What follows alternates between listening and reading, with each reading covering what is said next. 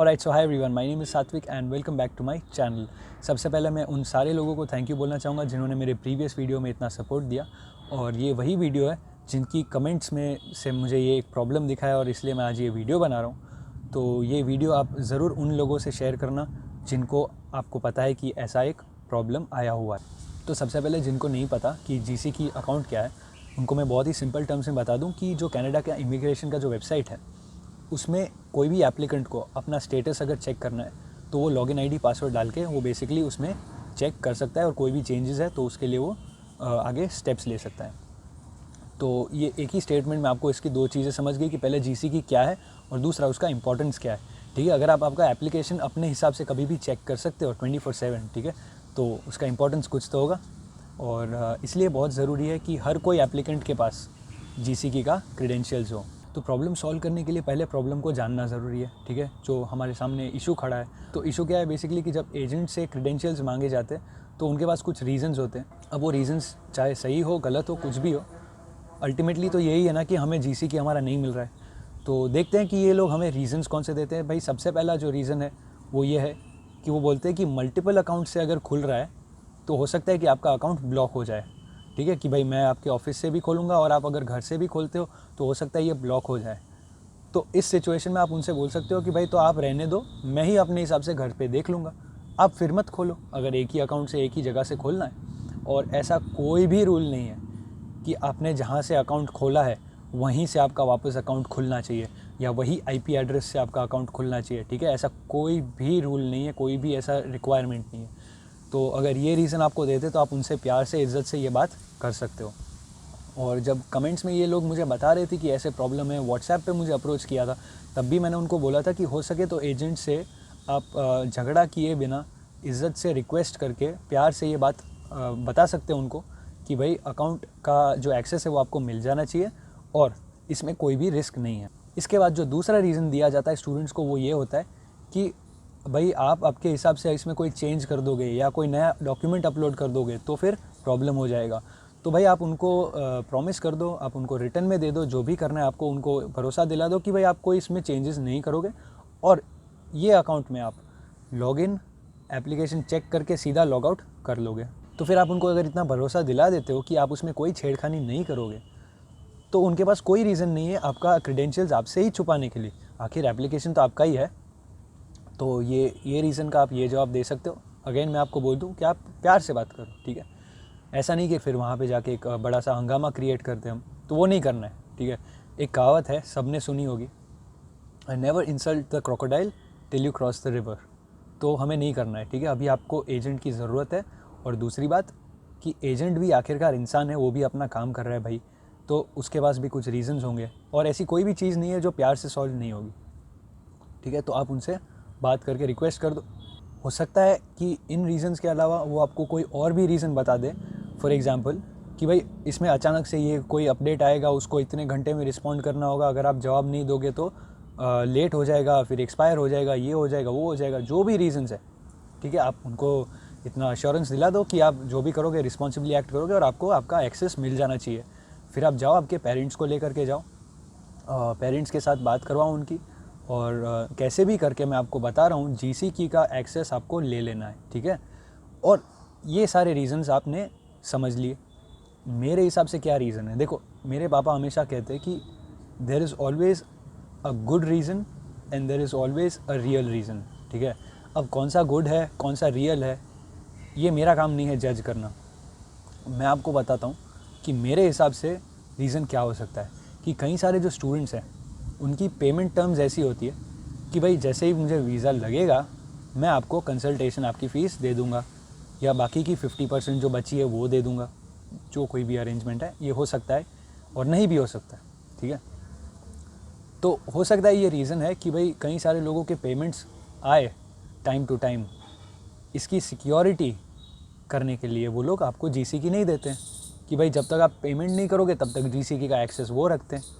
तो अगर यही रीज़न है और अगर वो बता देते हैं कि भाई हाँ यही रीज़न है तो आप उनको पेमेंट दे के बात ख़त्म करो, जीसी की ले लो। आखिरकार हमें जीसी की से मतलब है ना भाई। तो इसमें कोई ईगो क्लैशेस या कोई इल विल या एनिमोसिटी हमें नहीं डालनी है, ठीक है। अगर वही सिक्योरिटी उनको चाहिए कि भाई हमारा पेमेंट हमें मिलना चाहिए, तो at the end of the day even they are running a business, ठीक है, वो समाज सेवा तो नहीं कर रहे, पेमेंट का उनको अश्योरेंस चाहिए, तो आप पेमेंट दे के मैटर को ख़त्म करो, ठीक है। तो इसके बावजूद भी अगर आपको नहीं मिलता है, आपके हर दरवाजे बंद हो गए, आपके पास और कोई ऑप्शन नहीं है, तो फिर ये तीसरा तरीका है। पर वो थोड़ा रिस्की इसलिए है क्योंकि आपको जब एजेंट को आप बताओगे कि आपने इस तरीके को अपनाया है, तो हो सकता है कि उनके ईगो हर्ट हो जाए, उनको इंसल्ट लगे ये, या फिर उनको एक तरीके का ये चैलेंज लगे, या कोई भी ऐसा कोई इल विल आ जाए, ठीक है। तो आपके रिलेशंस उनके साथ परमानेंटली डैमेज हो सकते हैं, ठीक है। बट आखिरकार हमें यही सोचना है कि भाई हमारा एप्लीकेशन है, हमारे कंट्रोल में होना चाहिए। और वो तरीका क्या है मैं आपको अभी आपकी स्क्रीन पे दिखा दूंगा, जो तरीका है कैसे उसको करना है। बट मैं फिर आपको बता दूं कि जब तक प्यार से मैटर सॉल्व होता है, तो आप प्यार से ही सॉल्व करो। ऑलराइट गाइस, तो अब हम इस वेबसाइट में आ गए हैं, और ये अकाउंट कैसे बनाना है ये बहुत ही सिंपल चीज़ है, और इसके बारे में आपको बहुत सारे वीडियोस और मिल जाएंगे। और यही रीज़न से मैंने इसमें अभी ये आपको नहीं दिखाया, बिकॉज आपका ये वीडियो में अननेसेसरी आपका टाइम वेस्ट हो जाएगा।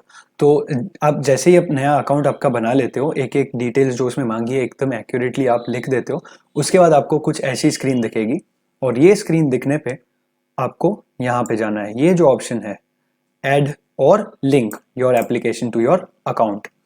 अब आप इस पर क्लिक कर दो, और कैटेगरी में आप सिलेक्ट कर दो टेम्पररी रेसिडेंस, क्योंकि मैं ये वीडियो बना रहा हूँ ताकि कोई स्टूडेंट है वो ये कर सके, लेकिन आप अपनी कैटेगरी अपने हिसाब से सिलेक्ट करके आप आगे जो भी स्टेप्स है उसको फॉलो कर सकते हो। अब सब कैटेगरी बोला है, तो सब कैटेगरी में आपको सिलेक्ट करना है स्टडी परमिट एंड एक्सटेंशन। इसके बाद आपको एक और क्वेश्चन पूछेंगे कि आपको एप्लीकेशन की डिटेल लिंक कैसे करवानी है। तो देखो ये बहुत ही इजी चीज़ है। आपके पास डेफिनेटली अभी आपका एप्लीकेशन नंबर शायद नहीं होगा, आपके एजेंट ने अगर आपको नहीं दिया है। आपके पास अगर एप्लीकेशन नंबर नहीं है तो आप जाहिर सी बात है पहले दो ऑप्शन नहीं सिलेक्ट कर सकते हो, तो आप ये सिलेक्ट कर सकते हो थर्ड ऑप्शन, या फिर आप फोर्थ ऑप्शन सिलेक्ट कर सकते हो। और ये फोर्थ ऑप्शन में जो यूसीआई है, यूसीआई कहाँ से निकालना है उसका बहुत ही सिंपल आंसर है कि अगर आपके पास जीसी की लॉगिन नहीं है और अगर आपको यूसीआई आपका नंबर निकालना है, तो आपके बायोमेट्रिक इंस्ट्रक्शन लेटर पे होगा, उस पे से आप निकाल सकते हो, और आप ये ऑप्शन भी सिलेक्ट कर सकते हो। तो फॉर एग्जांपल आप ये वाला पहले वाला अगर कर रहे हो, या फिर आप ये सेकंड वाला कर रहे हो, उसके हिसाब से आपको आगे क्वेश्चंस पूछेंगे। तो भाई देखो यूसीआई नंबर फॉर एग्जांपल आपको पूछा है, तो आपको यूसीआई नंबर अपना डाल देना है। उसके बाद आपका जो फैमिली नेम है वो आपको डाल देना है, जो भी सरनेम है आपकी उसको मैं यहाँ पे एकदम डमी डेटा डाल रहा हूँ। फिर आपकी डेट ऑफ बर्थ आपने सिलेक्ट नहीं किया और ये सिलेक्ट नहीं किया। इसके बाद आपको पूछेंगे आपकी पर्सनल इंफॉर्मेशन, कि आप पासपोर्ट डिटेल्स यहाँ पे डाल रहे हो या फिर आप आपकी प्लेस ऑफ बर्थ डाल रहे हो। और प्लेस ऑफ बर्थ आप अगर डाल रहे हो तो वो भी आपको वहाँ से वो लोग वेरीफाई करेंगे।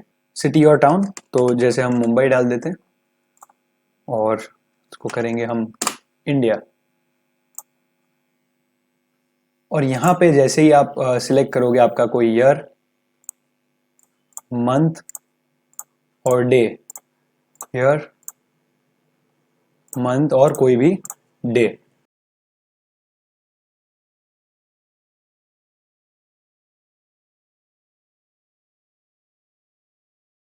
डमी एप्लीकेशन में आपको करके दिखा रहा हूँ। और डीएलआई नंबर आपको डालना है आपकी कॉलेज का। तो जैसे ही आप यहाँ पे आपकी कॉलेज का डीएलआई नंबर डालोगे, डेजिग्नेटेड लर्निंग इंस्टीट्यूशन, इसका डीएलआई नंबर आप जैसे ही डालोगे आपको यहाँ पे सर्च माई एप्लीकेशन आ जाएगा।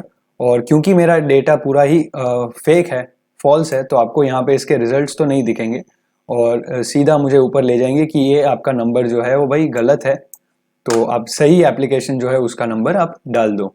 तो जैसे ही आप ये करोगे आपका एप्लीकेशन जो है वो लिंक हो जाएगा आपके अकाउंट से, और आपको अपना नया जीसी की अकाउंट मिल गया है, और इसके साथ आपका वीज़ा का एप्लीकेशन लिंक हो गया है। तो आपको अब किसी और के पास से ये जीसी की मांगने की, और वो अगर इनकार करते हैं तो उनके साथ कोई झगड़ा करके या कोई बहस करके कोई फ़ायदा नहीं है। तो आप इस तरीके से एक नया जीसी की अकाउंट बनवा के आप अपने एग्जिस्टिंग एप्लीकेशन को इसके साथ लिंक कर सकते हो।